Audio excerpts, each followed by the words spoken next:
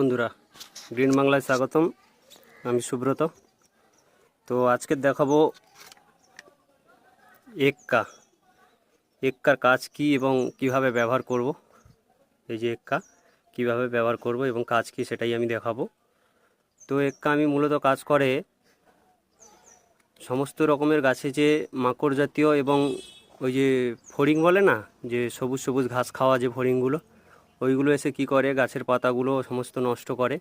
তো ওইগুলো দমন করার জন্য এবং গাছকে সুস্থ রাখার জন্য আমি এক্কা ব্যবহার করব। এক্কা আমি ব্যবহার করব 1 লিটার জলে 1 গ্রাম। দেখুন, আমি 1 গ্রাম গুলে নিয়েছি 1 লিটার জলে, দিয়ে কি করব, গাছটিকে ভালো করে স্প্রে করে দেব। এইভাবে স্প্রে করব। তো এইভাবে স্প্রে করব,